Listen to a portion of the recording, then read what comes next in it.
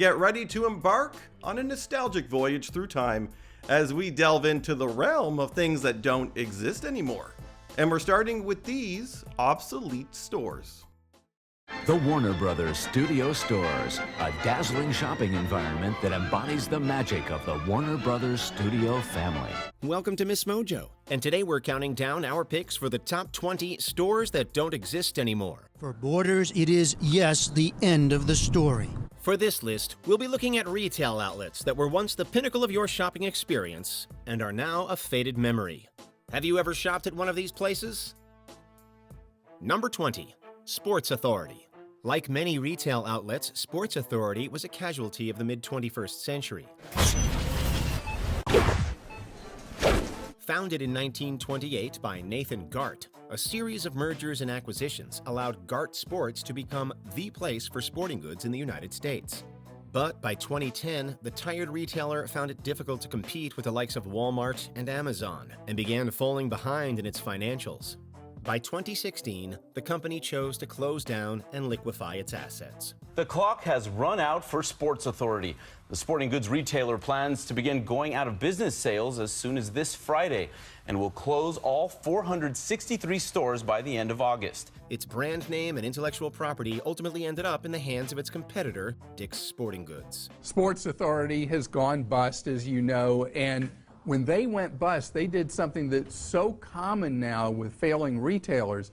They sold off all their dossiers on people who ever shopped at Sports Authority. Number 19, Wet Seal. If the 2010s taught business anything, it's that the shape of retail shopping is changing.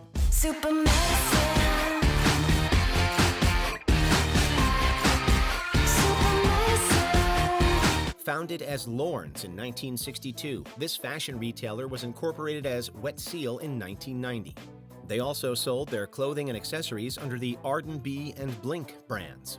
By 2015, they were faced with heavy competition, forcing them to close several locations. Orange County retailer Wet Seal is drowning in debt, and now employees accuse the company of leaving them high and dry. Hundreds of Wet Seal stores were suddenly shut down today, leaving thousands of workers jobless. Store windows could be seen with protest signs from employees over communication from managers and compensation. Wet Seal closed all stores in January 2017. Another victim of the so-called retail apocalypse. This is just another sign of tough times for retailers. The Limited, Sears, and Macy's have also announced closings this year. As of January 2023, their website still says under construction. Number 18, Tower Records. Long before the days of Spotify and Apple Music, people had to go into a store and purchase their music. Tower Records came to San Francisco when the city was at the center of the music world. It was opened in 1968 by Russ Solomon, who wanted to expand his family's Sacramento music store. Enter Tower Records. In their heyday, they were one of the largest retailers of music around the world. Based in the U.S., they spread to over a dozen countries worldwide. The movie Empire Records was even inspired by Carol Hakinen's time as an employee there. What you doing, man? I'm exercising my veto, man. It's only 9 o'clock. I mean, you sure you want to do that? Mark, listening to this crap is guaranteed to make you sterile. Okay, maybe I want to be sterile. Yet, with all that success, bad business decisions and the launch of the digital music era killed off this giant in 2006. A changing music business, the advent of being able to get music through your computer on sites like Napster and iTunes, doomed the record store along with Tower's overly aggressive expansion. The brand did resurface as a website in 2020 and continues to sell music and merchandise online. Number 17, CompUSA. When you hear the term big box store, you may think of IKEA, Walmart, or even Costco. One such player in this space was the now defunct computer store, CompUSA. All across America, computers are changing people's lives, and one company is changing the way people buy them, CompUSA. With the brands you want, all at guaranteed low prices. A purveyor of technology products, they were very similar to competitors like, say, Best Buy. And therein lies part of the problem. CompUSA employees were told of the sale at a meeting this morning. The company had been losing money against competitors like Best Buy. Their corporate strategies were out of touch, and they were destroyed by the competition. They were eventually sold to Systemax in 2008, and their last CompUSA stores were rebranded as Tiger Direct which also phased out of retail in 2015. Tiger Direct is a top 25 online retailer with over 200,000 products and retail store locations. Number 16, KB Toys. It was 1946 when brothers Harry and Joseph Kaufman opened their own candy store, aptly named Kaufman Brothers. I'm a kid and you're my toy store. You're easy to like, cause you're just right. You're my friend, KB. That quickly turned into a wholesale toy company in 1948 and a shopping mall staple in 1973. In the 1990s, a series of additional acquisitions brought the company hundreds of new store locations, totaling 1,324 by 1999. In creating the new kbkids.com, we went to the experts. They know what's hot. Now you can too. They know exactly what's right for them. But a combination of both a poorly timed dividend deal in 2002 and a drop in sales the following year sealed the company's fate. Neither a bankruptcy filing or a restructuring of the company was enough to keep it afloat. The company had been looking to liquidate more than 100 stores across the country. The closing was a disappointment to this dad who's been coming to the store over the last 2 decades. This is one of the better ones, so kind of sad to see it go. They were eventually sold to their biggest competitor, Toys R Us, in 2009. Number 15, Warner Brothers Studio Store. In 1991, Warner Brothers entered the retail space, selling the likes of Looney Tunes and DC comic books merchandise. Eventually opening 130 stores across the country, the chain thrived for a short time. It's been an incredible ride so far. The studio stores have been one of the fastest and most successful retail store ventures in history. Successful beyond anyone's most optimistic projections, including mine. However, the AOL-Time Warner merger was completed in 2001, and the newly formed company had new plans. AOL's acquisition of Time Warner cost over $160 billion, making it one of the largest mergers in history. At the time, it seemed like a really good idea. With sales in decline and retail shops floundering in general, the newly formed conglomerate saw the writing on the wall. It took them less than a year to put the nail in the coffin on this chain when their last store closed on New Year's Eve, 2001. Well, that's all, folks. That's my line. Number 14, Payless Shoes. Much like many of the other stores on our list, Payless started with humble beginnings, only to fall victim to our ever-changing times. But you can get these same shoes at Payless for $19.99 or lower with our epic holiday deals. Why pay more when you can pay less? Formed in 1956 by cousins Louis and Shell Pozes, Payless became known for its unique line of shoes called Pro Wings, as well as a plethora of other footwear-related products. Now all $9.99 sandal and canvas shoes are just $8.99. 2 pair, $7.99 each. 3 or more, $6.99 each. At the Payless ShoeSource Buy More, Pay Less sale. But in the midst of the retail shift in the 2010s, Payless filed for bankruptcy twice, eventually shutting down all operations in North America. Payless closed all of its remaining North American stores, more than 2,000 of them, in 2019 after filing for Chapter 11 for a second time. The company emerged from bankruptcy in January 2020. They do continue to operate stores in other parts of the world and online. Number 13, Ames. Department stores have always been common in big cities, but when Ames opened up in 1958, they went after the retail market in much smaller populated areas. It's coming to every Ames discount department store to make sure these advertised sale prices are as low as you'll find anywhere. This led to a boom in business and expansion, which reached up to 327 stores. It did not, however, come without a cost. Poor decisions around consumer credit resulted in a bankruptcy filing in 1990. The company survived and by 1993 was turning a profit again. Oh, I saved $11. $20.99, wow. $10.50. I saved $41. But the success didn't last. By the turn of the century, Ames had begun closing many of its stores and filed a second bankruptcy in late 2001, which saw the end of this store. Or did it? Rumors of a reopening in 2023 have surfaced. Time will tell. This comes 20 years after the discount chain went out of business, so that'll be something else to see. Number 12, Teavana. No matter how large a corporation gets, you have to remember that they all started out small. Such was the case for Andrew T. Mack and his wife, who formed Teavana in 1997 with a little tea house in a mall. The brand became so successful that it only took 15 years for Starbucks to take notice and acquire them to the tune of $620 million. This is the first tea bar that Starbucks, a coffee company, is opening. What should we read from this move for Starbucks? Well, people don't realize we've been in the tea business for the last 40 years. The name persisted for 5 more years before Starbucks pulled the plug on all 379 Teavana shops. Starbucks is shutting down hundreds of its Teavana branded stores. That includes all 4 Colorado locations. Their entry into the tea market has since dropped considerably, as Starbucks now only sells a very limited number of Teavana products. Introducing Teavana Passion Tango Pineapple Sparkling Tea Juice, made only at Starbucks. Number 11. Sharper Image. Similar to Sky Mall and Hammacher Schlemmer, Sharper Image was a catalog business that thrived on high-tech gadgets and niche products. Every month, 3 million people receive this catalog in the mail, and thousands more shop in 48 retail stores around the country. Today, it's unusual to meet someone who hasn't heard of us. Distinguishing itself from the other catalog companies, they expanded into retail, opening 187 stores throughout malls and airports across the United States. I have to get this. I Harry, have to get this. We're here for Jess and Marie. I know. We'll find them something. There's great stuff here. Oddly enough, it was an air purifier product that ultimately helped kill the company. After Consumer Reports gave fail ratings to their Ionic Breeze products, Sharper Image sued. The Ionic Breeze Silent Air Purifier with Ozone Guard that can actually convert smog and ozone into oxygen, cleaning and circulating your air with no fans, no filters, silently. However, they were themselves sued by customers for misrepresentation of their product.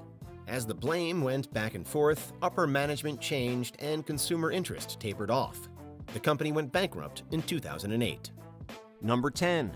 Circuit City. Welcome to Circuit City, where service is state-of-the-art. Founded in 1949 under the name Ward's Company, Circuit City was one of the most popular consumer electronics stores in the United States. During their peak, the chain boasted more than 550 stores across the country, offering plenty of electronic goods and services. They even had a chance to buy out the fledgling Best Buy operation in 1988, but declined when Circuit City's CEO thought they could just put them out of business. Well, that didn't work out in the long run. When 2007 rolled around, wages were being cut, locations were being closed, and management turnover was high. Electronic retailer Circuit City has announced it's unplugging more than 150 stores. In Maryland alone, 3 locations are going out of business. By 2009, the company pulled the plug, and the days of Circuit City were over. Number 9. A&P. The Great Atlantic and Pacific Tea Company existed from 1859 to 2015. Known to most customers simply as A&P, there was a time when they were a huge player in the grocery business. We built a brand new feeling at A&P. From a few retail shops selling tea and coffee in New York, the company blossomed after being acquired by George Huntington Hartford. From there, over much time, it became a full-on grocery store, which would eventually have roughly 16,000 locations. A&P pledges guaranteed value. We guarantee the quality of all our meat and deli products. Produce too, double your money back. We also guarantee the lowest advertised prices. However, by the 1970s, the stores had become conceptually stale and plagued by bad customer service. The chain did manage to have a bit of a comeback in the early aughts, but was short-lived, and it finally went under in 2015. Many customers have shopped here for years, and they feel emotional. Everybody angry. Everybody's angry? Yeah, very bad. We got no store over here, no place. Number 8, F.W. Woolworth Company. It's May Value Days at Woolworth, with savings for everyone. Did you know that Woolworths may have been the original inspiration for the dollar store? Founded by Frank Winfield Woolworth in 1879, it opened as Woolworth's Great 5-Cent Store, which sold everything for a nickel or two. Although that operation didn't last, the subsequent store became successful. I'm the new chairman of Woolworth, and I believe in 1981 we're going to offer you better value than we've ever done before. Frank brought in his brother, Charles Sumner Woolworth, and the two began a journey that would see their ideas about retail continue to be used today. Woolworths was highly successful until the 1980s, when stiff competition forced them to shift their priorities to their sporting goods division. Competition is the name of the game at Foot Locker, with the biggest selection of big names ever assembled. So whether your game is serious or social, we'll find the right shoe for you. In 2001, they became known as Foot Locker and are still selling sporting goods today. A few dozen Woolworth stores do still continue to exist in Mexico under different ownership. Number 7.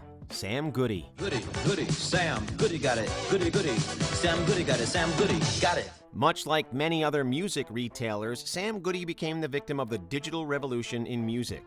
Founded in 1951 as a small music shop in New York City, it eventually merged with Musicland, which helped expand the brand. At its peak, the Sam Goody branded stores expanded to 800 locations and brought in several $1 billion worth of revenue.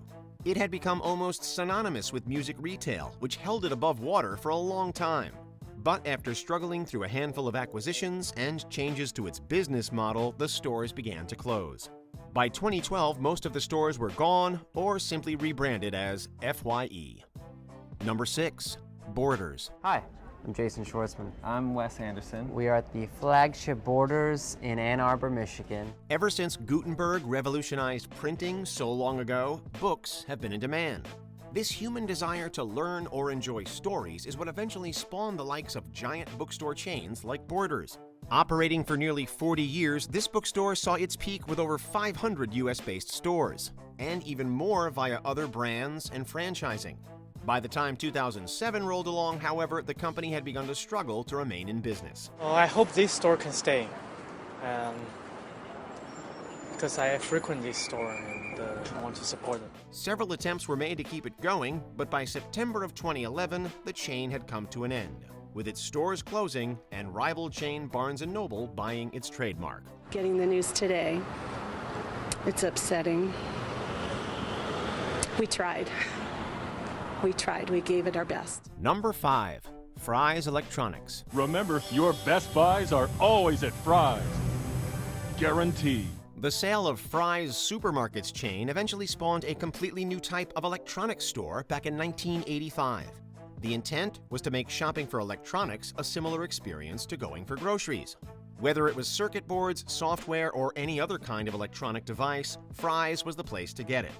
Fry's was famous for its unusual exteriors and motifs, like the Mayan-themed store here in San Jose. It was actually one of the few places you could buy raw computer parts off the shelf to assemble your PC on your own.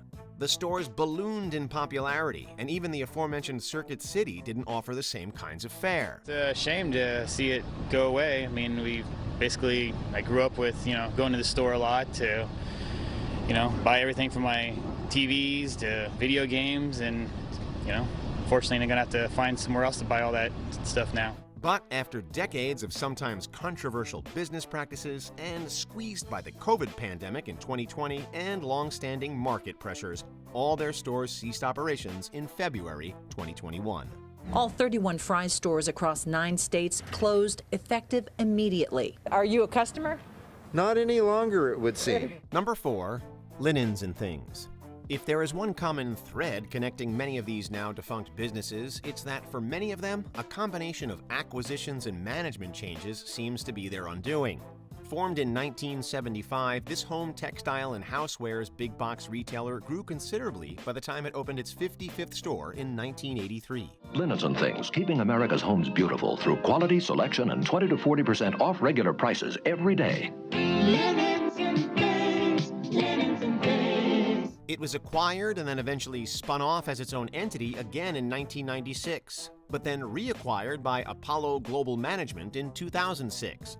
The company then truly began to find itself in financial difficulty. But the nail in the coffin came with the credit crisis. Possible buyers couldn't get credit to purchase the company, and now 371 stores are set to close by the end of the year. A series of losses combined with a decline of sales eventually forced the company to pull the plug on their stores by 2008, going online exclusively. Number 3, Radio Shack. So much more than just a store. The best in America, Radio Shack. Nobody compares to Radio Shack. The humble beginnings of Radio Shack began back in 1921. The company focused its sales strategy on radio and electronics hobbyists. For decades, this gave them a lucrative market to fill, and interest in electronics eventually grew even further with the new computer and video game age. It was also Radio Shack that produced the famous TRS-80, one of the first widely available home computers. Let your children discover tomorrow's technology today. The TRS-80, the biggest name in little computers. Only at Radio Shack. But much like many other retailers, their popularity declined with the rise of online shopping and fewer hobbyists to buy their wares. Though perhaps more damaging has been the retailer's failure to attract younger shoppers. By 2017, the company had gone bankrupt and was no longer the giant retailer it once was, with a smattering of stores remaining under different ownership and eventually the brand being scooped up to attempt viability online. What? The 80s called. They want their store back. Number 2, Toys R Us. Who doesn't remember wanting to be a Toys R Us kid? From toys to video games to books to bikes, this was a chain that had almost everything a child could possibly want. From bikes to trains to video games, it's the biggest toy store there is. Gee whiz! But like many retailers over the last few decades, they struggled to keep up with the times and competition with the likes of mass market stores and online shopping. It was unprepared for what no one saw coming. The dot-com era and the rise of the big box store. In 2017, the chain filed for bankruptcy and began liquidating their assets. By the middle of 2018, they had closed most of their U.S. stores, with the last 2 closing in 2021. I feel like kids are gonna miss out on the best store ever. I still love the store. However, you can still find Toys R Us stores across Canada and Asia. Number 1, Blockbuster. One of the biggest industries to emerge from the creation of the VCR was the home movie rental business. Fast checkout, 24-hour quick drop return, open late every night. Well, the perfect video store. Welcome to Blockbuster Video. Is popping up all over the country. There's one near you. At the inception of the movie business decades earlier, no one had ever expected people to want to watch their movies at home instead of at theaters. With more than 30,000 stores open globally at its commercial peak, if you wanted to rent a new release, odds are you went to Blockbuster Video. Oh, plus they have all kinds of video games for the kids. Video rentals became ingrained in our culture, and Blockbuster profited mightily. But as streaming services and mail-in DVD options became available over the years, the days of Be Kind, Rewind were over, and Blockbuster famously ceased to be. Its various partnerships folded, and stores worldwide were rapidly plunged into administration. We're closing early. Its 9,000-strong chain had been reduced to one single franchise in Bend, Oregon. It's so strange to think that so many things that shaped our daily lives are no more, including these upcoming top brands. You remember any of these?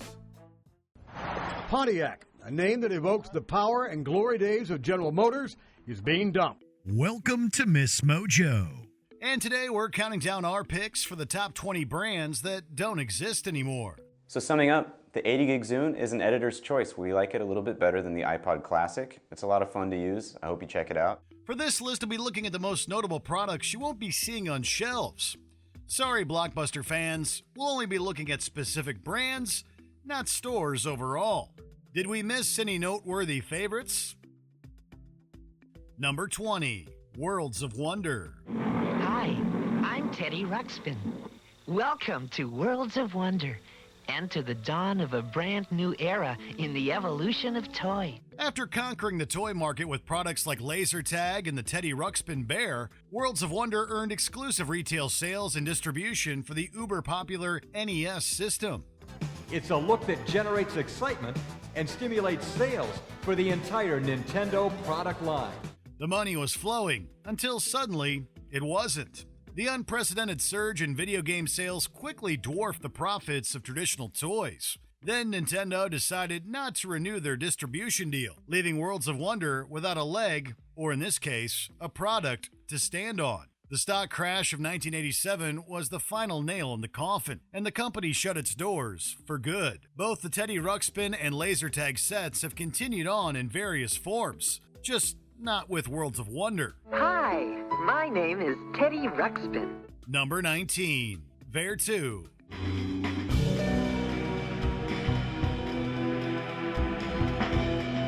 Evidently, the lifestyles of the rich and famous did not include Vertu. From their inception, the luxury phones were manufactured with an emphasis on style over function. And to be fair, they definitely succeeded in becoming a status symbol, but only because they were so ridiculously expensive. Only the richest of the rich could afford one. Working with Google, we can now offer contemporary performance products, which has attracted a younger audience to the brand. Since Vertu phones also lacked features like GPS and Bluetooth, many felt the hefty price tag wasn't worth it. Following years of messy finances, the company officially went under in 2017. Now that they're off the market, Vertu phones have ironically become the commodity the company always wanted them to be. Working with Android has allowed us to build contemporary, powerful products for people looking for that everyday smartphone, but just that little bit extra bit of refinement or exclusivity. Number 18, Alta Motors. I think the doors are going to fly open for areas this bike can go, perform, compete, and that's going to open up, I think, a whole new avenue of rider. The saddest part of this closure is that it had nothing to do with the product itself. Despite an overwhelmingly positive response, Alta Motors electric bikes just weren't selling enough to keep the lights on. Their biggest issue may have been the continuing controversy between electric and gas-powered engines. In fact, Alta Motors bikes were banned from several official races for that very reason. First started hearing about them a year and a half ago and just kind of seeing tidbits here and there of the bike, and honestly thought it was the most legit looking electric dirt bike that I'd seen up to the point. As a result, price cuts and new models were only band-aid fixes for their unsustainable cash flow. When two partnership deals fell through, the company was left severely strapped for funds and eventually ceased operations altogether in 2018 after just 8 years of business. I think that there's definitely a future for them. Whether it overtakes all the gas-powered bikes, that's yet to be seen. Number 17, Mercury Automobile. There's not a sharp corner in sight, and the drag coefficient of 0.32 makes this the slipperiest American sedan yet. 70 years is a pretty good run for any car division, especially one that never found a consistent buyer base. See, initially, the Mercury division of Ford was created as a mid-priced alternative to their other models. However, over the years, it underwent more rebrands and redesigns than you can count on one hand. It's been a race car, a sports vehicle, an economy ride, and more. They tried targeting it to men, and then to young drivers, and then to women. This is a great find. They're a great find. Award-winning safety ratings. A brand new hybrid. While these shifts occurred gradually across decades, the shufflings eventually began to limit the car's appeal instead of widen it. By 2010, the continuously declining sales forced Ford to put the Mercury brand in park permanently. Imagine that. Imagine yourself in a Mercury. Number 16, Pebble. The idea was brought to life by people like you just a few months ago, and we're proud to say that Pebble is now ready for prime time. These days, a smartwatch that connects to your phone isn't that crazy of an idea. But back in 2014, Pebble burst onto the scene as one of the first to put it into practice. The results were instantaneous. At the time, the smartwatch was the most funded project in Kickstarter history. Your incredible support helped Pebble smash Kickstarter records not once, but twice, and ushered in a revolution in wearable technology. Unfortunately, after that amazing start, Pebble dropped like a stone. Amid shaky marketing and an unclear vision, the company consistently failed to hit sales goals. That, when paired with growing competition from the Apple Watch, spelled doom for the luxury armwear. The company shut down in 2016 and, interestingly enough, was acquired by Fitbit, who did not take on any of Pebble's debt. It's focused. It's not a miniature smartphone on your wrist. It's designed from the ground up to be a truly smart watch. Number 15, Celindra. Panels can be cost-effectively installed on typical big box retail, warehouse, and other light industrial roofs not designed to support significant rooftop loads. On paper, Celindra's high-class solar panels were cheaper, sturdier, and more efficient than anything else on the market. The pitch proved so enticing, they even garnered government support via a massive loan from the U.S. Department of Energy. However, Celindra's lead didn't last long. There were going to be Some companies that did not work out, Celindra was one of them. But the process by which the decision was made was on the merits. Within a few years of its creation, the price of natural gas nosedived, removing any financial incentive to invest in renewable energy. As a result, Cylindra's abrupt bankruptcy was about as ugly as it could get, including a full-blown government investigation into their purported excessive spending and misrepresentation of finances. While they've never been officially charged with any wrongdoing, something tells us Celindra won't be making more solar panels anytime soon. Everybody figured, okay, this company can't fail. Number 14, McCalls. If you read magazines in the 1900s, odds are you read McCalls. While its first issue technically dates back to 1873, it wasn't until the 20th century that it became mandatory reading. As the so-called first magazine for women, McCalls featured sewing patterns, short stories, home improvement tips, and more. You don't just have to take our word for it, though. These numbers speak for themselves. At its peak, McCalls had an unprecedented readership north of 8 million. With that kind of support, it's really no wonder it survived more than a century in print. Unfortunately, stiff competition over the years slowly whittled down its audience. In 2002, it shipped its final issue. Number 13, Zune. This is actually showing a photograph right here. I can flip through the photos here. 3-inch screen, pretty bright, pretty sharp. In 2006, Microsoft went up against Apple's behemoth, the iPod, and lost. Badly. In their defense, the Zune portable media players had plenty of potential. They had functionality with the popular Xbox 360, innovative social features, and even a partnership with United Airlines. But despite all of that corporate support, Zune failed to make a splash in the market. Experience the ease of Quick Play, which puts your favorite media at your fingertips. In the 6 years it stayed on shelves, it consistently sold less than its competitors, let alone the juggernaut that was the iPod. While several reviews praised its HD features, that wasn't enough to move the bottom line, and Microsoft discontinued production in 2012. Finding music on your player is pretty easy. There are several different ways to do it. If you want to search by letter, you can do that here. We're looking for Most Def. Number 12, Theronos. People don't even know that they have a basic human right to be able to get access to information about themselves and their own bodies. Around the turn of the century, Elizabeth Holmes founded a revolutionary breakthrough for the healthcare industry. Theronos, as it was called, created a technology that could perform rapid blood tests requiring very little of a sample at a fraction of the cost. Mesmerized by the innovation, Holmes' net worth skyrocketed to $4.5 billion. The only issue? It was all a lie. Our dream for Theronos is that every single day, someone's life is better because they can afford access to health information they couldn't afford before. Theranos' supposed science was flimsy at best, and a complete fabrication at worst. The company and its incredible funding both went down in flames, but that was the least of Holmes' issues. She still faced multiple counts of fraud and was later sentenced to 11 years in prison. Given all that, don't expect Theronos to resurface ever again. We were trying to take this forward, and at that time, we thought that we were doing the right thing. Number 11, Vine. You only have 6 seconds to get the setup for the joke and the punchline.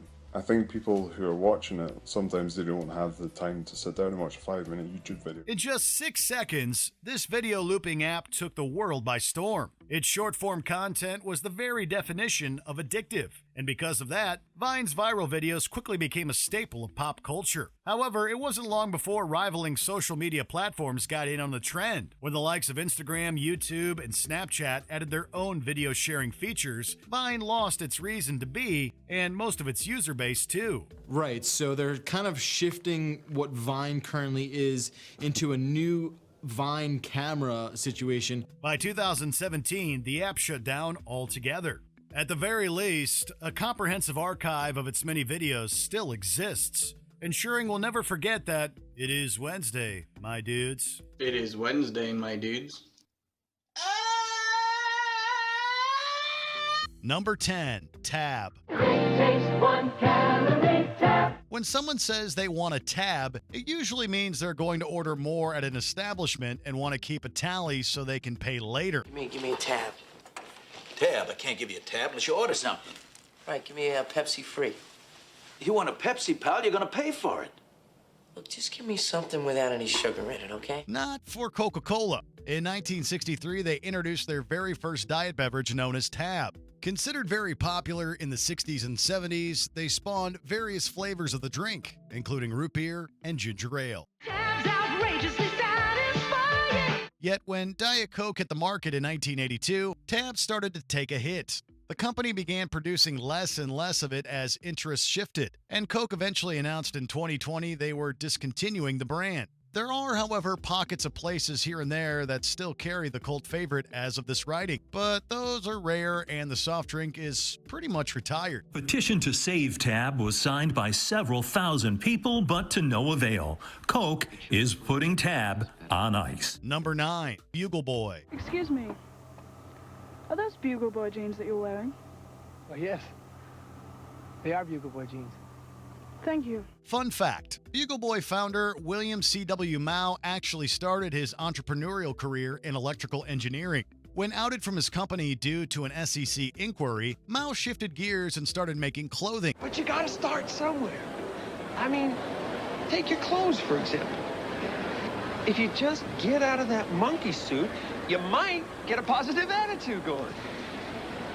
I mean, the world could be your oyster. Best known for their jeans and earworm-inducing commercials, Bugle Boy was also responsible for one of the surprising trends of the 1980s, parachute pants. Parachute pants?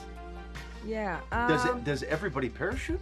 Between the denim trousers and the ballooning slacks, the company sold nearly $1 billion worth of product. Despite its success, the company had difficulty staying up with the ever-changing trends of youth culture. They eventually went bankrupt in 2001. Excuse me, are those Bugle Boy jeans? Number 8, Compaq. Founded in the early 80s, this thriving computer company sold IBM PC-compatible devices, with PC standing for personal computer under their own name. So, if you're looking for a powerful portable computer that doesn't smell, we suggest you buy the Compaq Portable 2. Of course, choice.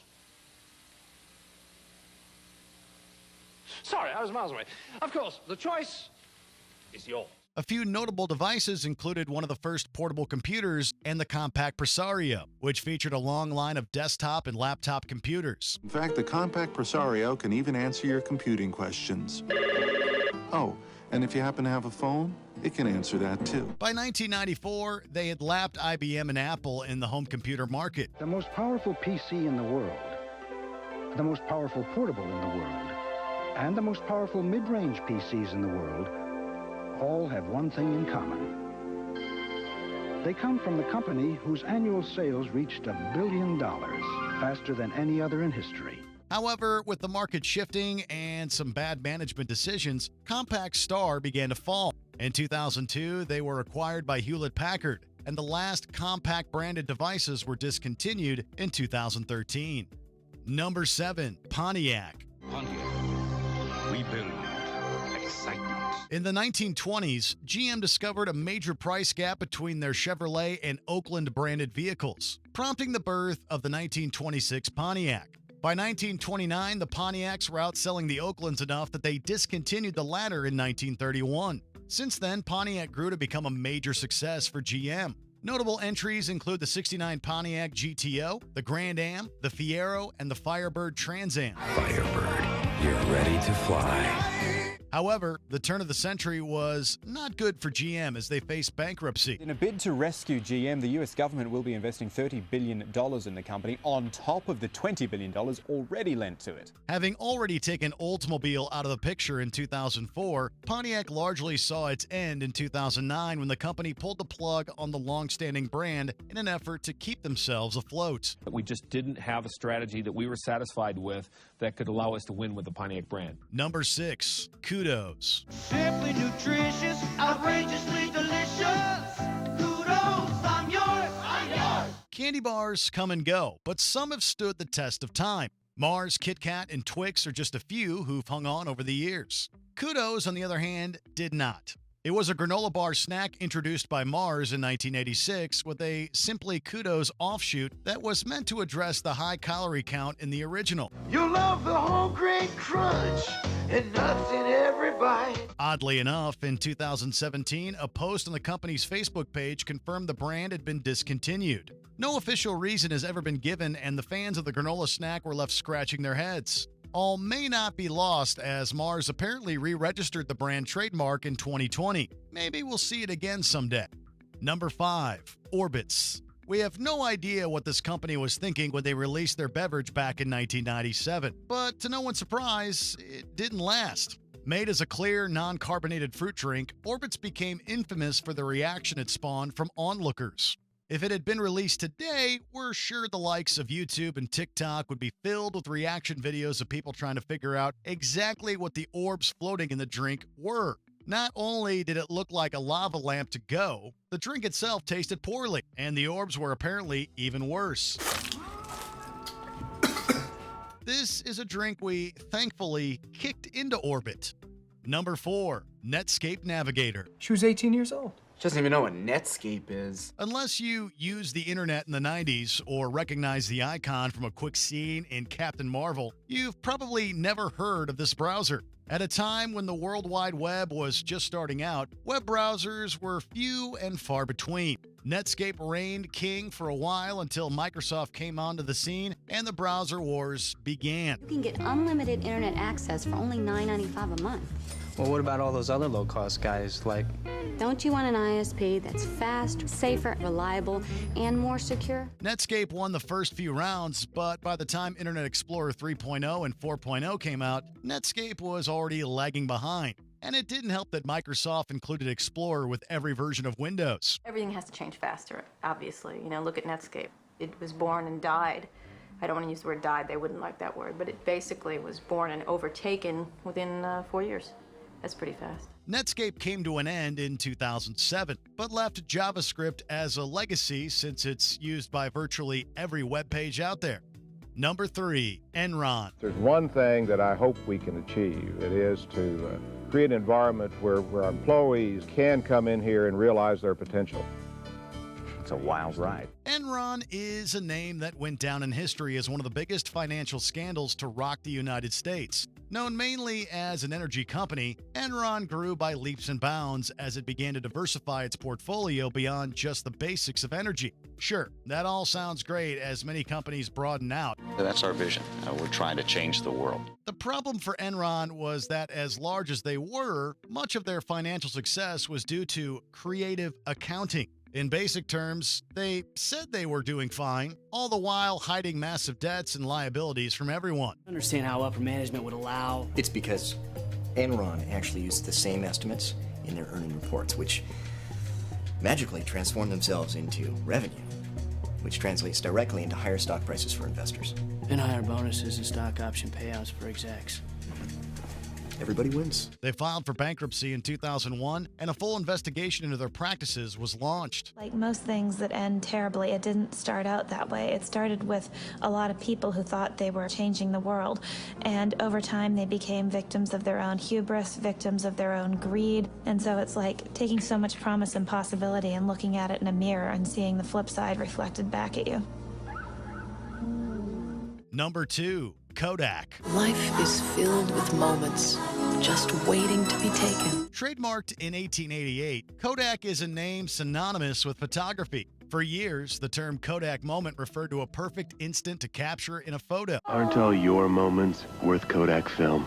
Kodak cameras hit the market shortly after the company was formed and became the de facto standard for all things photography for decades. In 1975, they produced the world's first digital camera, but scrapped it for fear of losing their film camera business. It's sort of the classic innovator's dilemma problem. If you have this great cash cow, which is your film camera business, and you're one of the dominant players there, you're reluctant to totally disrupt it yourself. Company executives held the line on film photography, but did eventually give in and join the digital revolution, which helped the company for a short time. A combination of both market growth, the explosion of the smartphone, and other competitors eventually pushed Kodak out of photography, and it now only operates as a print company after filing for bankruptcy in the early 2010s. For years, the company's advertisements urged people to seize the Kodak moment to capture memories.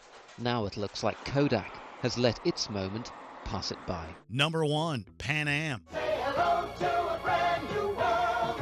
Say hello to Pan Am. Air travel in the mid-20th century was a whole other world. Pan American World Airways, or Pan Am, practically held a monopoly on international travel at the time. They were also responsible for shifting the types of aircraft being flown to much larger planes, such as the Boeing 747. They had an advanced collection, top-notch service, and were not owned by any government entity. It was second to none. I don't think you'd even see it in some of the finest restaurants. That state-of-the-art fleet of planes ultimately hurt them, however, when the 1973 oil crisis struck. No one was flying, and the company was taking a hit. Their accumulating debt and failure to adapt to an ever-changing industry saw them sell off their assets to various other airlines as they went under in 1991. It broke people's hearts, really. Not just the people that work for the airline, but for many other people that flew it and knew it. And it was the flagship airline of America. You ever have a craving for something only to head to your local store and find out that they don't have what you're looking for? Well, chances are that snack is actually a relic of the past.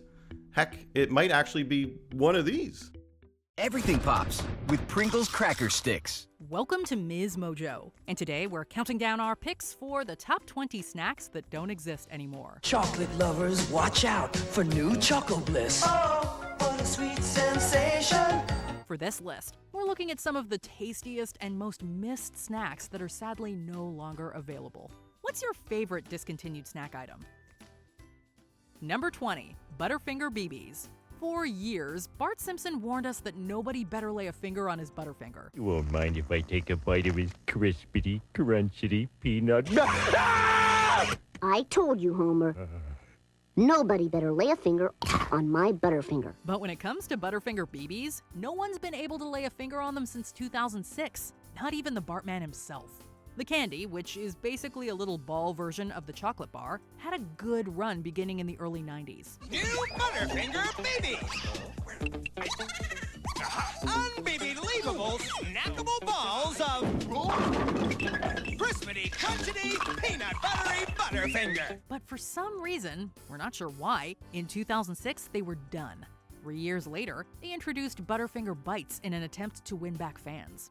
And while some surely appreciated the new bite-size option, for others, they'll just never be as good as the BBs. Math is easy. Let's say you have 15 Butterfinger BBs, and I take 5 of them. What do you have left? One less, sister. Number 19, Pizza Spins. Pizza is one of the most popular foods in the world. And along with real pizza, folks have always had an affinity for pizza-flavored snack items as well. And that isn't just a modern-day thing either. This was also the case back in the 1960s and 70s when General Mills introduced their little wagon wheel-shaped bites of pizza deliciousness called Pizza Spins. Pizza. They took this pizza taste and turned it into a crunchy, munchy, mouth-sized snack. According to the General Mills website, they used tomatoes, Parmesan cheese, peppers, and pizza spices, quote, to give Pizza Spins an authentic Italian pizza taste. And it must have worked because although discontinued in 1975, people are still talking about them today. Can humans resist pizza spins? Number 18, Doodads.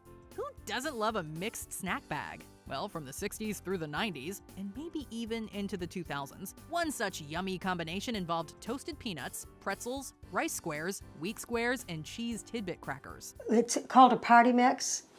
Well, we called it doodads. But we always call them doodads around Christmas. We always make these and we give them as gifts. Kind of sounds like Chex Mix, doesn't it?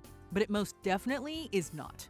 It's doodads from Nabisco, and for decades it was a very popular snack mix. Then come the 90s and it wasn't as popular anymore, and doodads became boo-dads because people who loved them were sad to see them go. Awful dad joke aside, if you want to see what all the fuss was about, you could try making your own doodads mix at home.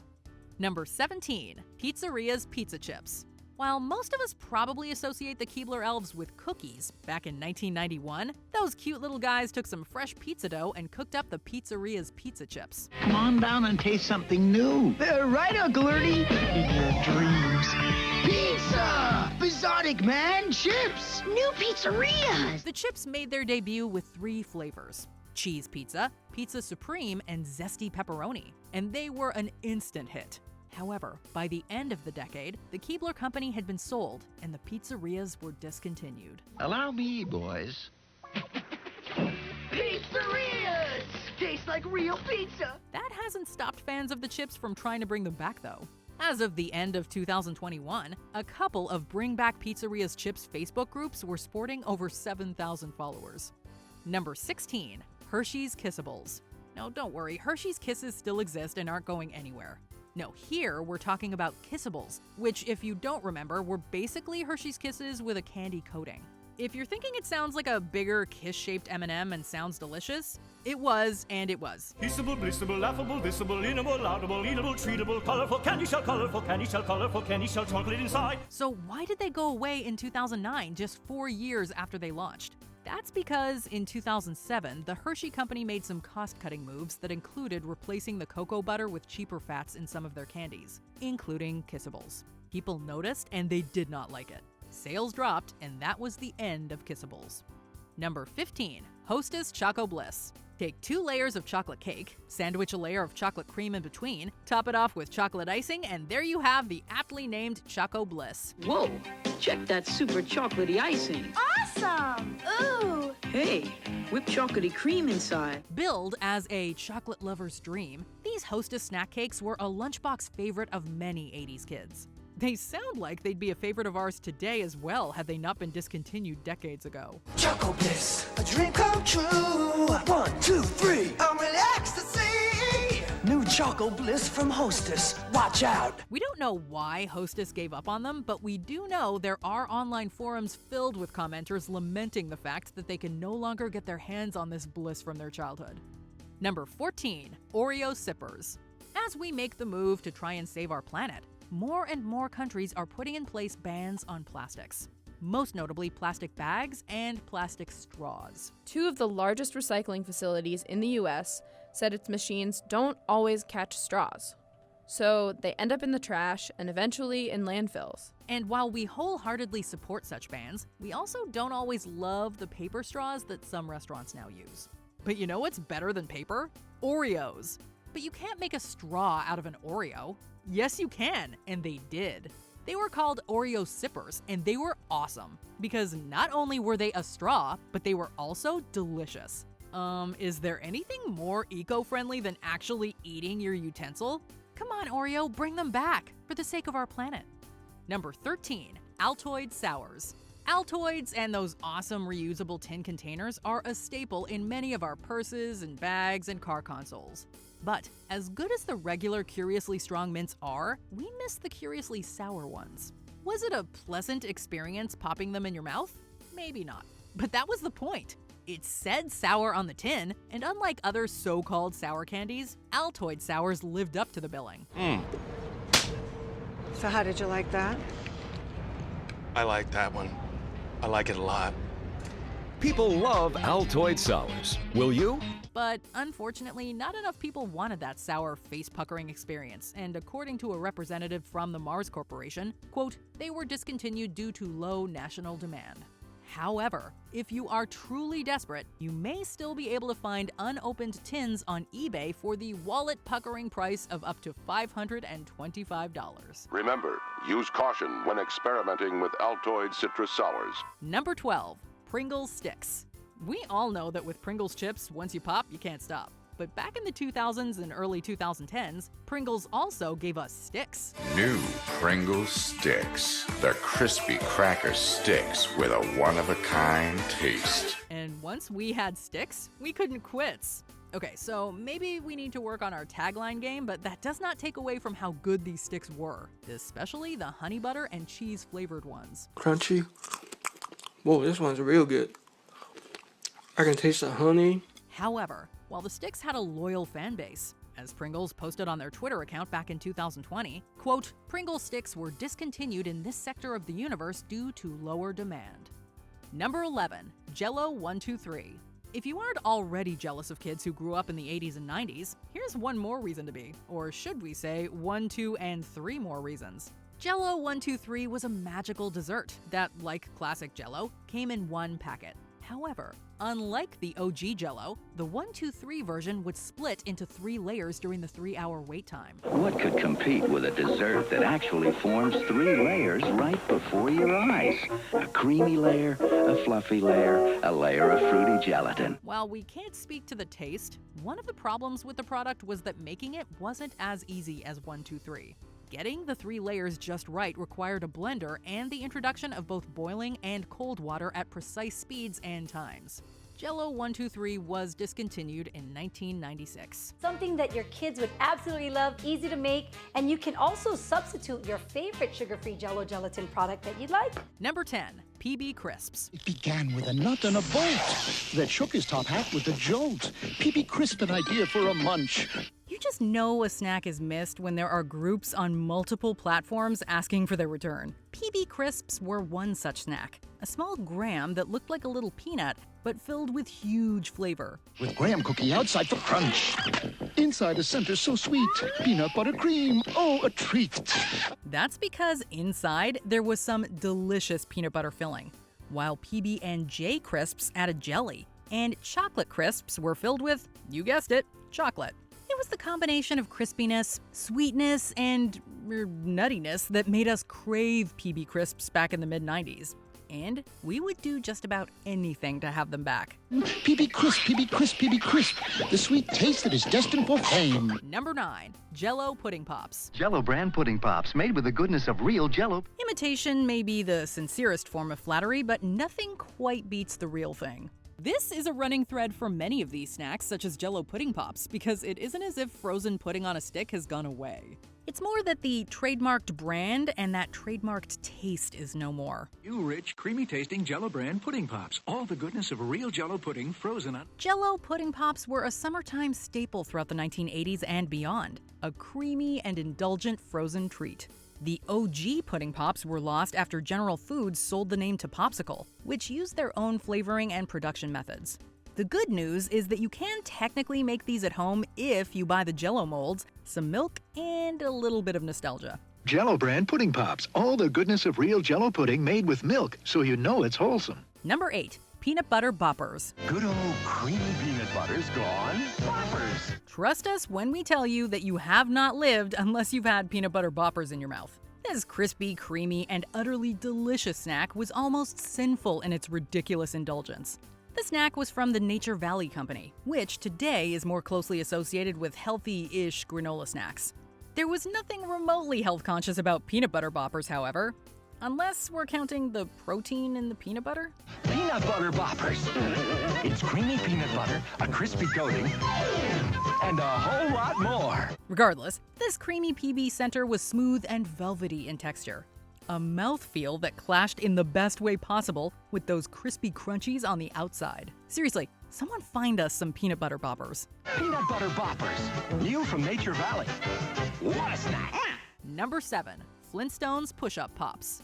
Push-Up Pops were around in the 80s and are still around today. But they were at their most popular and, according to many, their yummiest from 1990 to 1996, when they were branded as Flintstones Push-Up Pops. Fred, Barney, Wilma, too. Make every bite more fun for you. Push-ups, Flintstones push-ups. Something about that modern Stone Age family made pushing frozen treats out of a cardboard tube so much better and that much more yabba-dabba delicious. Flavors like Lime Rock Lime and Bedrock Berry were just as good as their puns. It takes a dinosaur to bring you a taste this big. Fruity Flintstone sherbet and creamy cool vanilla. And they even had a Pebbles push-ups line that added Nerds candies to the frozen goodness. Number 6. PB Max. It don't stand for piggy banks, platinum blonde, pink baboon. Let's face it, candy bars come and go, most without much fanfare. There are some serious calls for the return of the PB Max, however.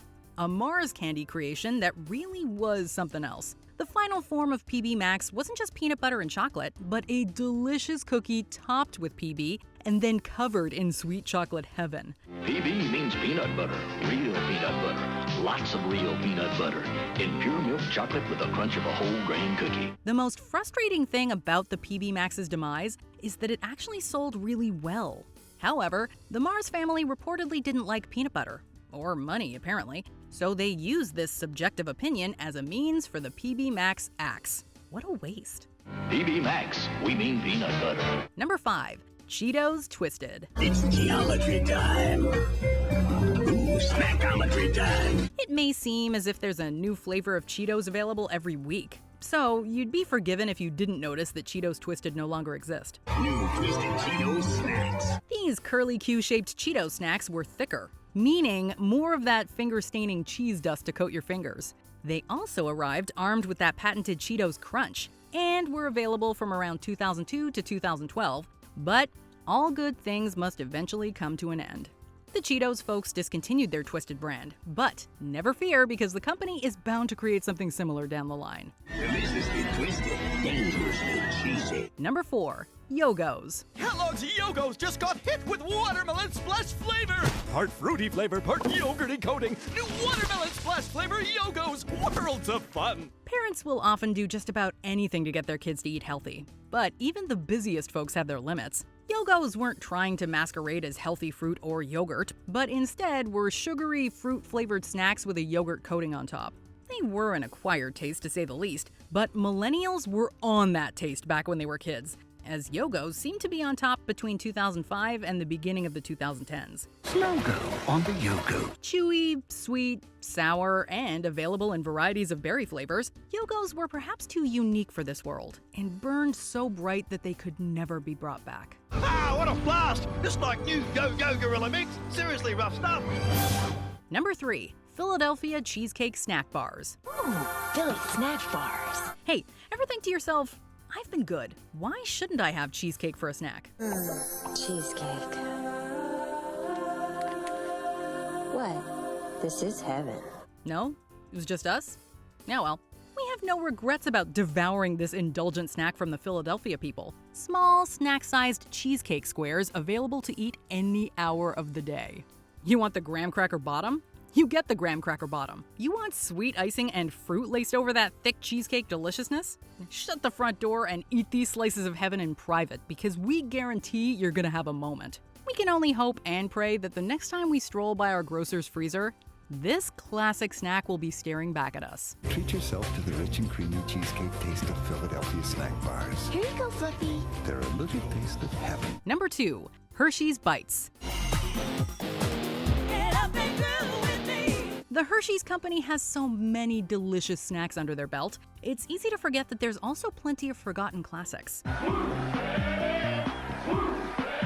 Hersheys Swoops were one, but the penultimate spot on our list goes to the much-missed Hersheys Bites. No, not the candy bites, but this even crunchier and more snackable concoction that came in a variety of flavors. Hey, look who just showed up! Introducing new Kit Kat and Heath Bites. You get the feeling everyone is staring at us? What, is my bag open? Rolos, Kit Kats, peppermint patties, and more were all shrunk down and packaged in a size that was perfectly geared for guzzling. Unfortunately, they posed a choking hazard for some, and most of the line was discontinued. However, Hersheys' website does say that limited flavors can be purchased direct, but don't go scouring store shelves for this one. Number 1. Keebler Magic Middles. An idea that will change the cookie world forever. Melted chocolatey middles in the cookies. Too late, we just did it. New Keebler Magic Middles. If there were ever a snack cookie king, this was the one. The mighty Keebler elves truly outdid themselves when they magically concocted the recipe for the perfect treat. Caught him smuggling melted chocolatey filling out of your factory. Tree. Pretty clever. He hid it inside this chocolate chip cookie. Oh, you mean Keebler Magic Middles. The shortbread wasn't too sweet and held its integrity against that chocolatey or peanut buttery flavor core that burst onto your taste buds with the force of a fudgy freight train. Oh, and if you warmed these bad boys in the microwave for a few seconds, absolute heaven. We're not sure if we can go all the way to the top of the Keebler elf hierarchy for some answers, but we are desperate for Magic Middles to be made available again. New Magic Middles from Keebler. Genius, pure genius. we can't unearth lost treasures or fading memories of a bygone era without highlighting the many products that have left our lives. So, here they are. No, actually, to be totally honest with you, you don't want to buy any VCR. It's a dead technology. Welcome to MsMojo, and today we're counting down our picks for the top 20 products that don't exist anymore. They're the guardians of obsolete formats. Betamax, 8-track, floppy disk, reel-to-reel. For this list, we'll be looking at the most notable merchandise you can't find on store shelves anymore. Which of these do you miss the most?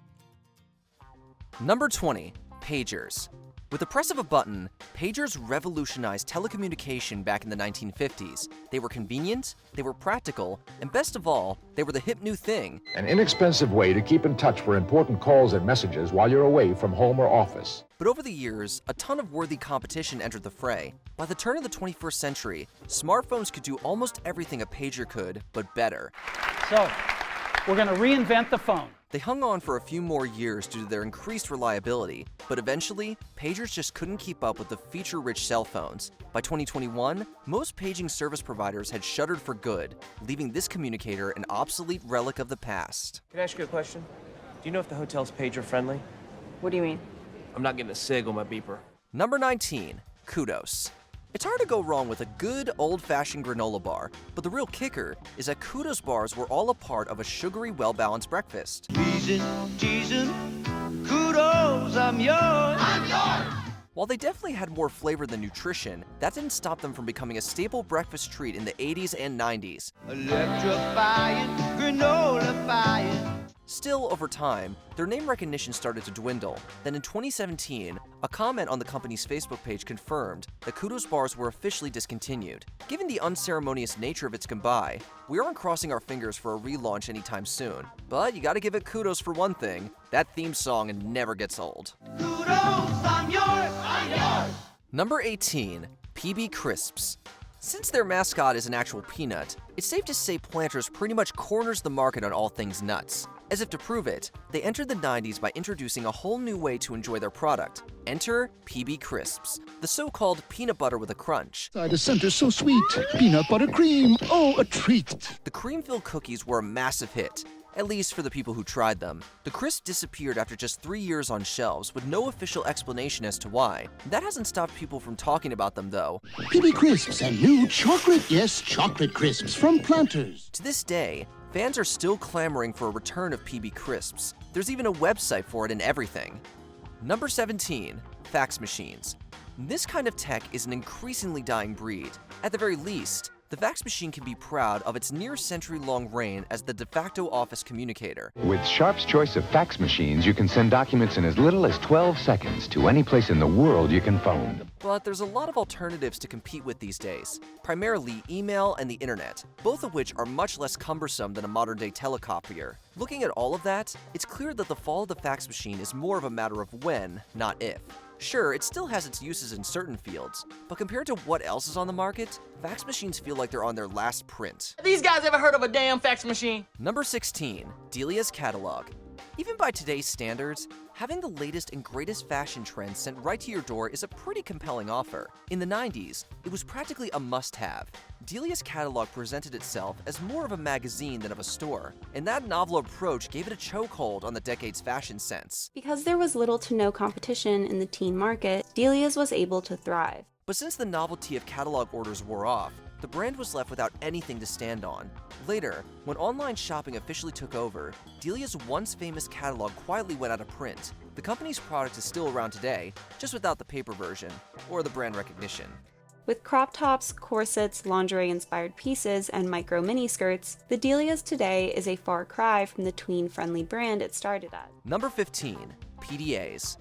For as cool as a personal digital assistant sounds, there's just no need for one anymore. Doris, the personal digital assistant from Sharp. Everything that made it unique in the 80s is now commonplace in basically any smart device on the market. Internet access, messaging, reminders, smartphones and computers do all of that, and so much more. The steady decline of PDA sales reflects as much. Just ask Apple. Their entire company almost went under after banking hard on the Apple Newton. Hey, Dolph, take a memo on your Newton. Beat up Martin.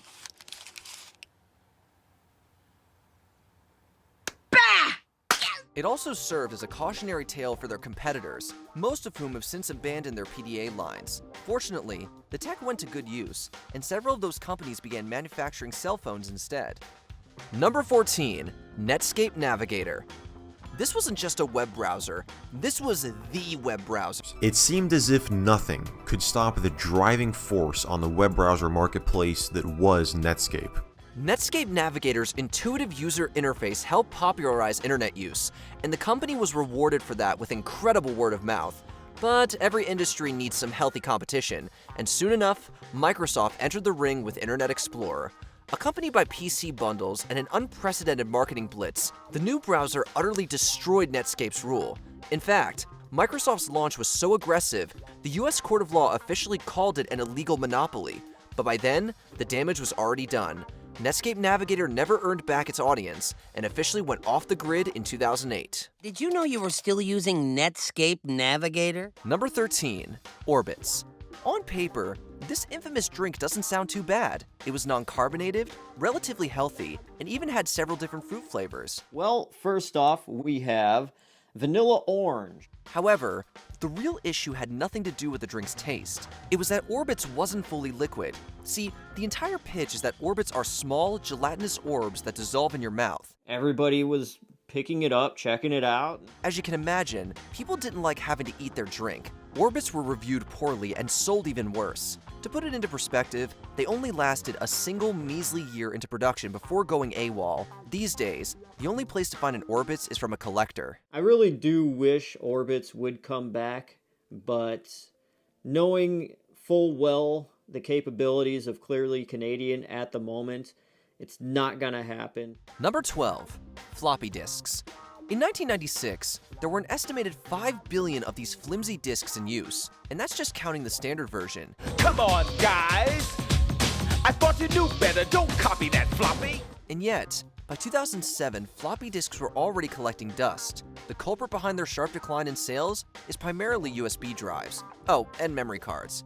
Then cloud storage. Floppy disks simply weren't made to keep up with the rapid influx in memory technology. If anything, they took up more space than they saved. The manufacturing of the diskettes is over, and so all of the diskettes that will be made have been made. Their legacy isn't all doom and gloom, though. In order to make the transition easier on consumers, several computing companies use the floppy disk image as their save icon. So really, it's like they're still with us. Everything was much easier when it was just floppy disks. Number 11. 3G phones. The third generation of smartphones had a lot of winners. The iPhone 5, the Galaxy S9, and the Google Pixel 2, just to name a few. But as with any growing industry, there will always be a day where one era powers off so another can click on. It's not like 3G devices got canceled or anything. It's just that their framework needed to be upgraded to match the newest standards. After all, why bother keeping 3G around when 4G is technologically superior? Not to mention 5G. As a result of the industry's innovation, most third-generation phones will lose support by the end of 2024, and that's if they haven't already. Number 10. Answering machines. It's not really fair to say that answering machines don't exist anymore. Rather, they just don't sell as well as they used to. Or really at all. Gotta change my answering machine now that I'm alone.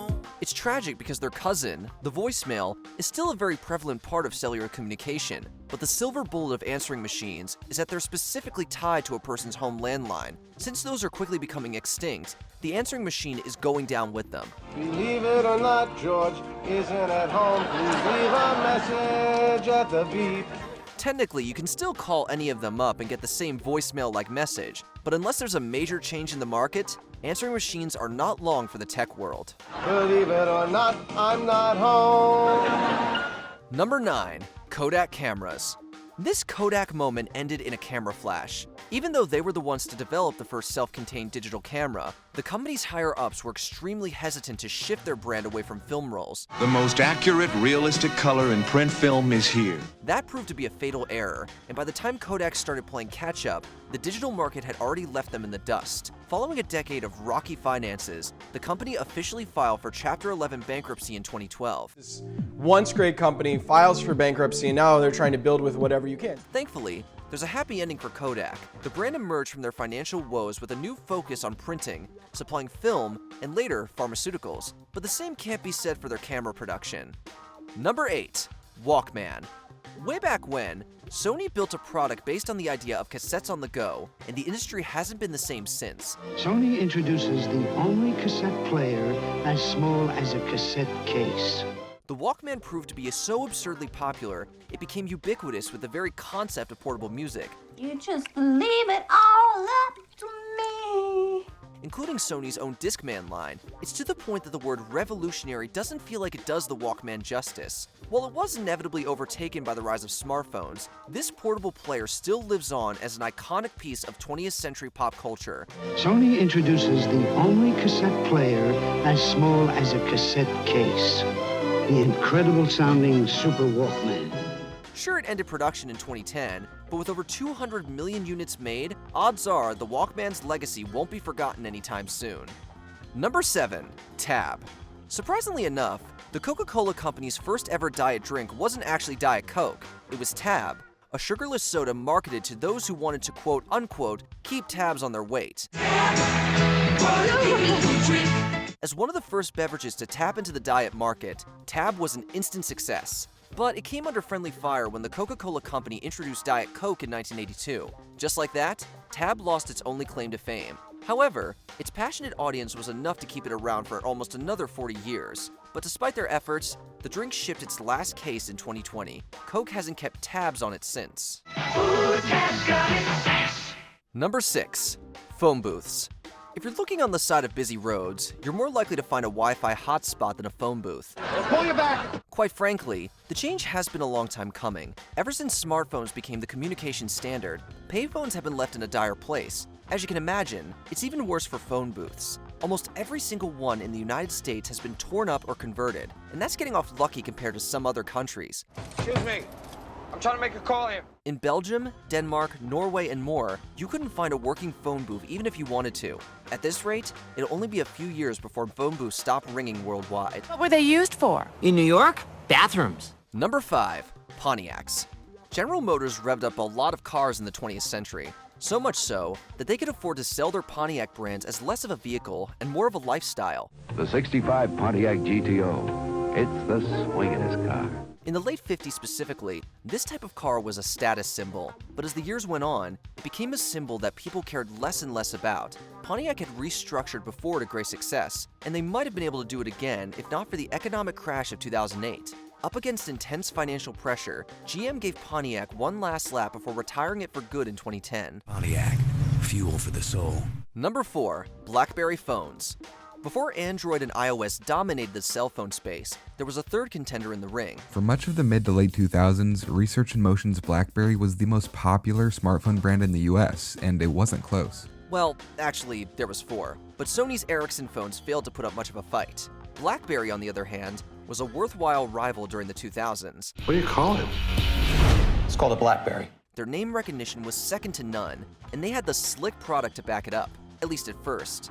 Unfortunately, they couldn't evolve fast enough to match the ever-changing landscape. Introducing the new BlackBerry Classic, with more power and control than ever before. As Android and iOS flourished into the 2010s, BlackBerry lost almost 3/4 of its sales numbers. Their last product came out in 2018, and no one's heard anything from them since. Number 3. VCR. They didn't call it appointment television for nothing. Muriel, you're missing your favorite show. For decades, if you wanted to watch something on TV, you had to be in the right place, at the right time, on the right channel. Then, out of nowhere, came the VCR. Suddenly, all it took was a handy VHS tape, and you could record anything on TV for future viewing. Suppose it's over 3 hours. Relax. Panasonic VHS tapes up to 4 hours of sports, movies, specials on one cassette. It completely changed the game, and immediately everybody wanted in on the profit. In came DVDs, which were easier, cheaper, and more reliable than VHS tapes. When that sank, the need for videocassette players went with it. The very last VCR manufacturer ceased production in 2016. Have you ever heard of a VCR? No, I haven't. Number 2. MP3 players. The music business is a tough place to stay relevant in. Case in point, Microsoft's epic failure in the Zune. Don't tell me this is Zune bad. But for every one of those, there was the iPod, a music player that just did everything right. Everyone wants the iPod. It's a huge hit. It is almost a Christmas miracle. And yet, even that couldn't stay afloat forever. The story is the same all around. They all failed to stay relevant. Just as soon as MP3 players reached their stride, smartphones had developed enough to do the exact same thing. The iPhone eclipsing the iPod is a good metaphor for what happened to just about every MP3 player on the market. Nobody needed them anymore, and that's that. Tunes? Got my old iPod. We could rock out. Number 1. Internet Explorer.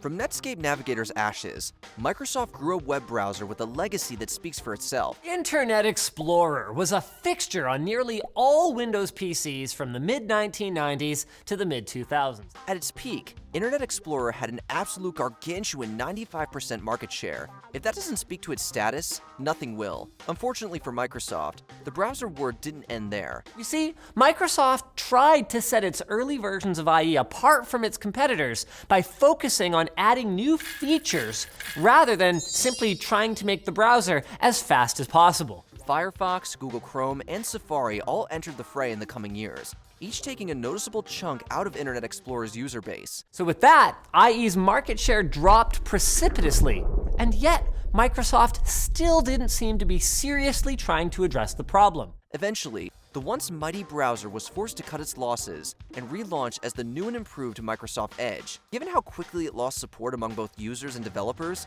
it's clear that Internet Explorer 12 isn't coming anytime soon. Remember at the beginning of the video where we looked at all those stores that went bye-bye? Well, it turns out there are plenty of other stores that disappeared. Yes, here are even more stores that don't exist anymore. Where am I? You're in Bed Bath & Beyond, sir. I was just watching you sleep. Welcome to MsMojo, and today we're counting down our picks for the top 20 more stores that don't exist anymore. You know that one you've been looking for? So do we. Suncoast. It's where you buy movies. For this list, we'll be looking at major retail chains that were dealt fatal blows when caught in the unrelenting gears of market forces. Our economy has left innumerable retailers for dead over the decades. If your favorite childhood store was left off this list, number 20, Tweeter. For times like these. Tweeter, aka Tweeter Etc., aka Tweeter Home Entertainment, was a New England consumer electronics chain. Founded in Boston by Sandy and Michael Bloomberg in 1972, the chain grew and grew throughout New England.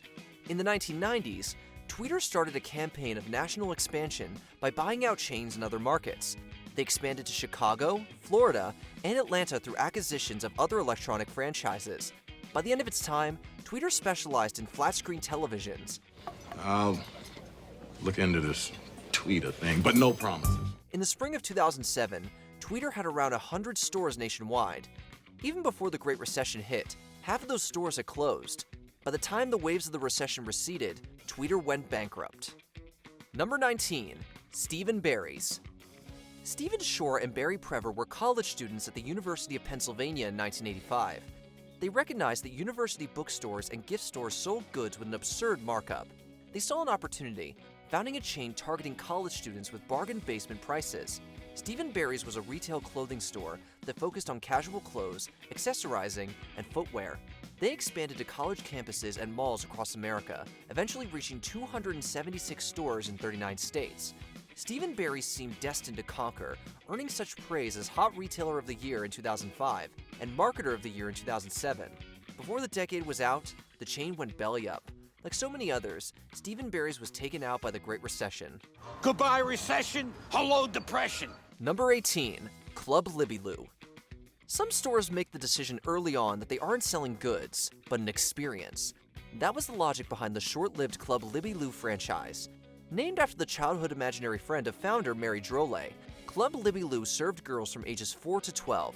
It provided girls and young tweens with makeovers, dress-up parties, stuffed animals, and custom cosmetics.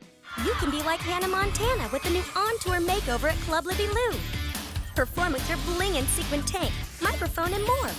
At its peak, Club Libby Lou was a subsidiary of Saks and had almost 100 locations nationwide. By November 2008, the miserable state of the economy forced Saks to shutter Club Libby Lou's doors. Number 17, Crazy Eddie. Crazy Eddie Antar was a Brooklyn-based businessman who opened up an electronics retail chain with his brother Sam. The store and their Crazy Eddie commercials were a New York City staple in the 1980s. This is it! It's Crazy Eddie's greatest clearance sale ever! Crazy Eddie's soul-lashing prices on specially marked items in his enormous inventory. Stereo equipment, video equipment, color TVs, car stereos, CVs, telephone equipment, disco equipment, and professional products. The chain was widely successful, with just one wrinkle from the very beginning. Eddie and Sam were crooks. They committed an absolutely gobsmacking amount of fraud, and their books were a complete sham. Well, initially he was just stealing in garden variety tax evasion, but then he came up with a better idea. You see, by taking his own money, stealing it, and putting it back on his books. It was raining cash. By 1983, it became difficult for Eddie to hide his criminality, so he took the company public. Eddie pumped and dumped a ton of stock, lost the business, and then went to prison. The initial investigation into the Crazy Eddie fraud, the SEC thought that we deliberately understated our numbers to take over the company on the cheap. The chain closed in 1989, though in the late 90s and 2000s, the Antars attempted an online comeback. It died for good in 2012. Number 16, Loehmann's. Loehmann's is a sad example of how even the American dream doesn't necessarily last forever. That is a great dress. Thank you very much. Where did you get that dress? Loehmann's. Guess how much? What? $75. No way. No lie. Yes, ma'am. Frida Loehmann was a young woman when her husband's haberdashery failed. She took a job as a clothes buyer in New York. Frida started to buy overstocked items from top designers and sold them at a bargain out of her home. Eventually, they opened the first Loehmann's in 1921. The store was incredibly successful and went public after her death. 37 years later, by 1999, Loehmann's had around 100 locations in 17 states. Over the next 15 years, the chain underwent a series of bankruptcies and acquisitions. By 2014, all brick-and-mortar locations were closed, and by 2018, its online store shut down. Shop early for the best of the best. Loehmann's. Real designers, really discounted. Number 15, Walden Books. Walden Books? Well, that's a major chain, huh?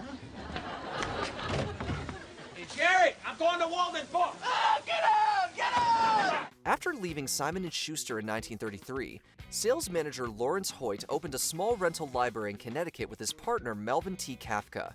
They named their business the Walden Book Company after Henry David Thoreau's famous book.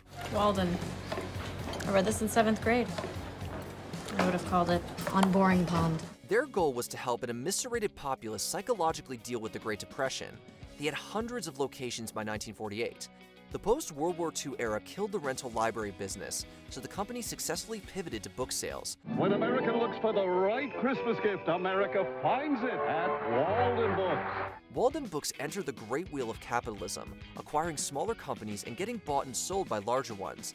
It was eventually spun off by Kmart and became a part of Borders. All Walden Books closed when Borders was killed by Amazon in 2011. Number 14, Gadzooks. In this golden age of online retail, it can be hard to remember that the shopping mall was once the center of American commerce. In the 1980s and 90s, malls were both shopping and cultural centers.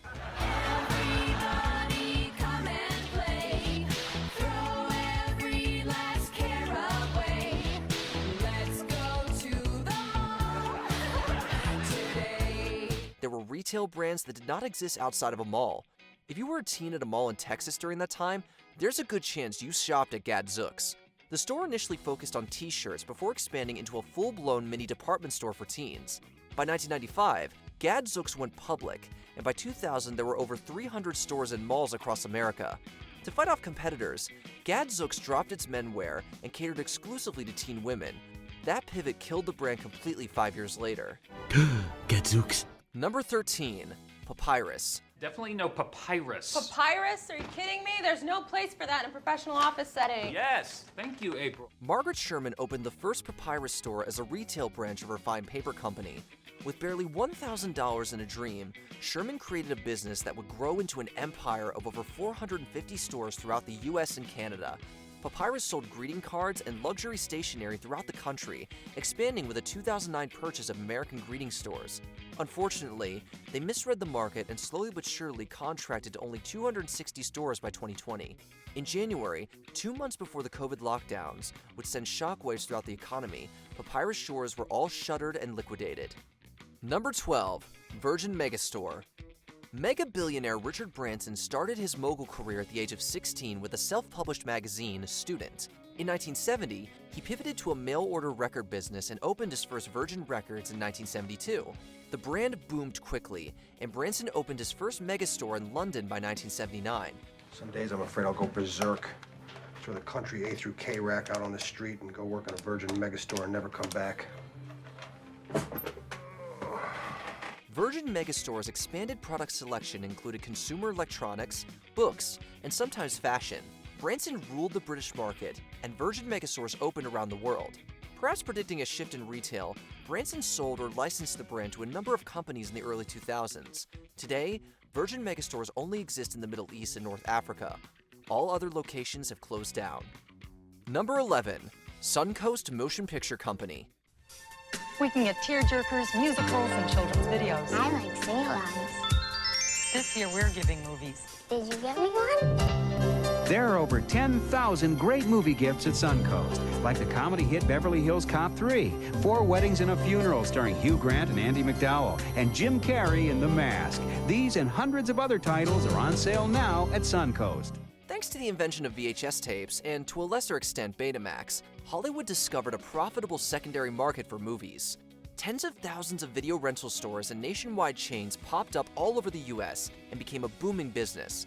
One of those retailers was the Suncoast Motion Picture Company. What do you do anyway? Thought you went to MIT. I work at Suncoast Video. Wow. Congratulations. Mom and Dad must be psyched. A spin-off of Suncoast Records, Suncoast Motion Picture Company sold VHS tapes, collectibles, records, cassette tapes, and CDs. The retailer fell victim to chains of acquisitions and sales, eventually getting liquidated. As of May 2023, only 4 Suncoast Motion Picture Company franchises exist in the United States. Number 10. Filene's. William Filene was an American businessman who founded an incredibly successful department store in Boston in 1881. Filene's is so important to the city's identity, the original store was designated a city landmark.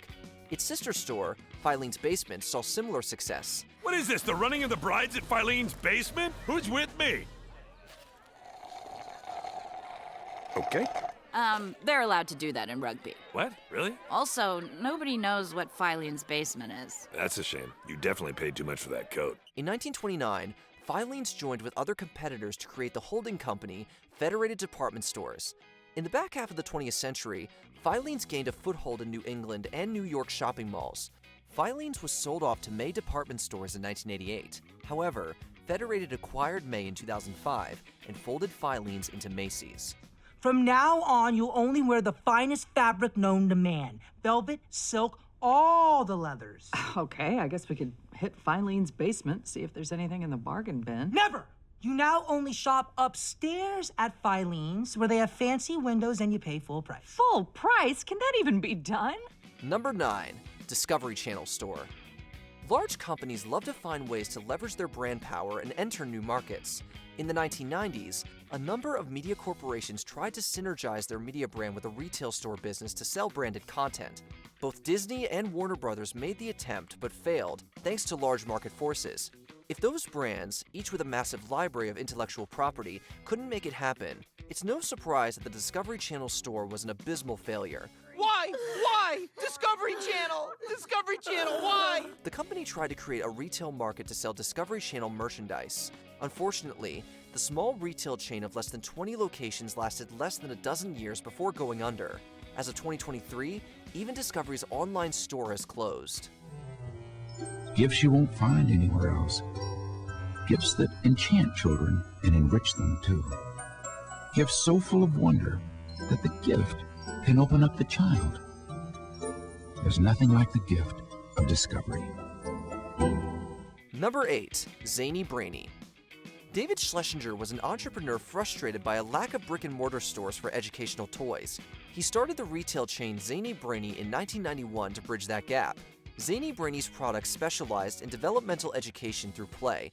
They sold puzzles, books, audio tapes and CDs, toy trains, and learning software. The individual stores also offered in-store workshops, concerts, and book signings. Soufflé. Buffet. Soufflé.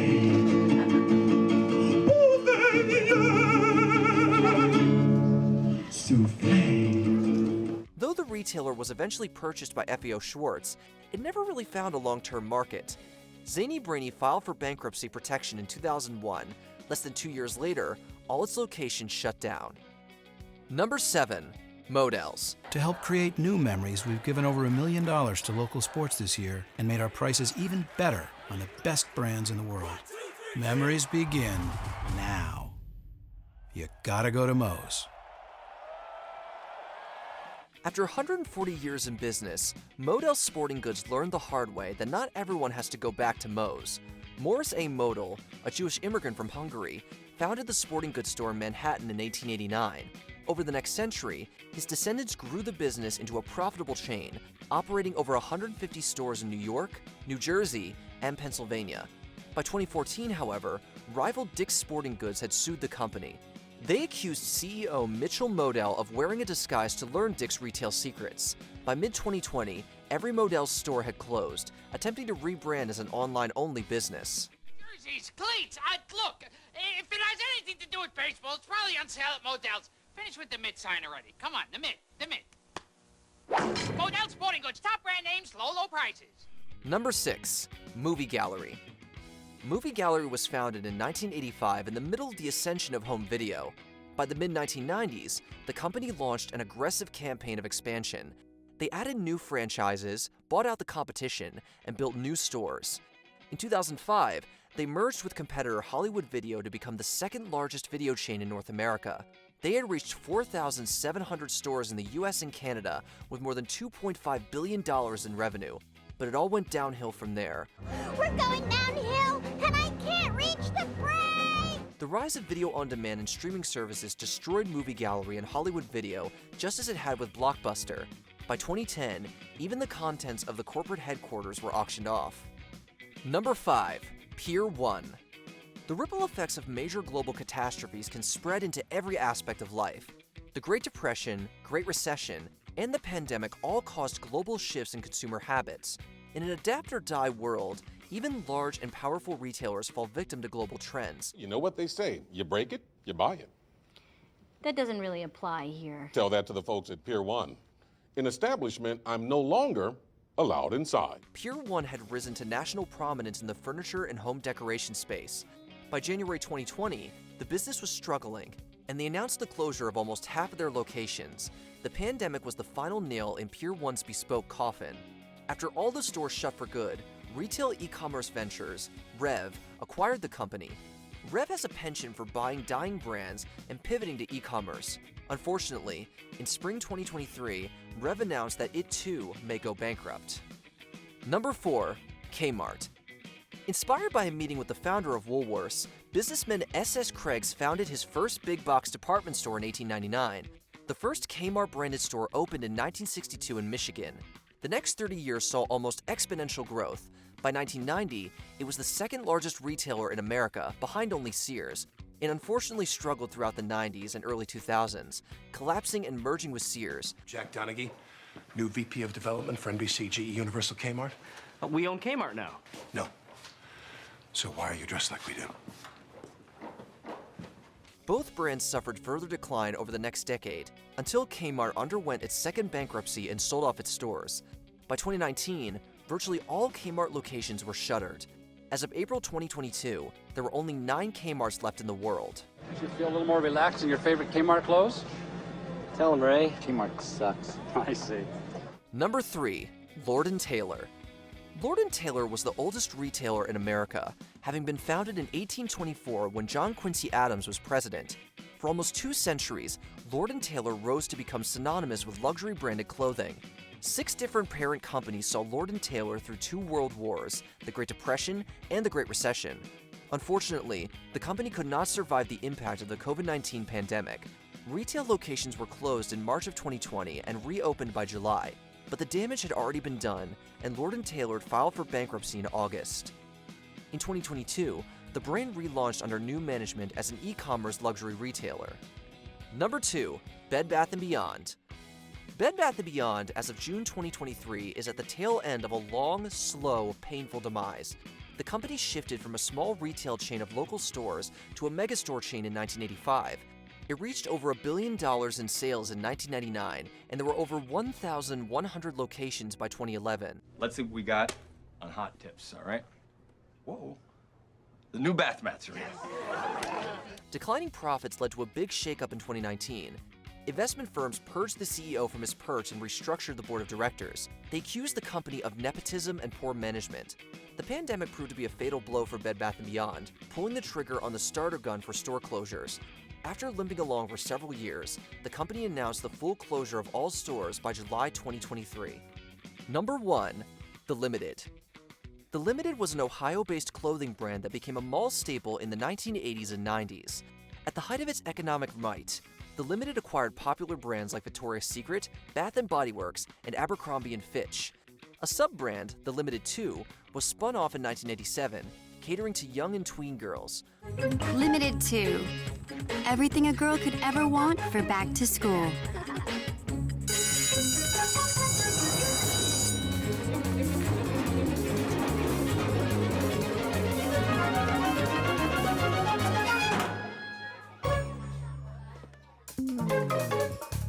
Both store chains did well with hundreds of stores around the country.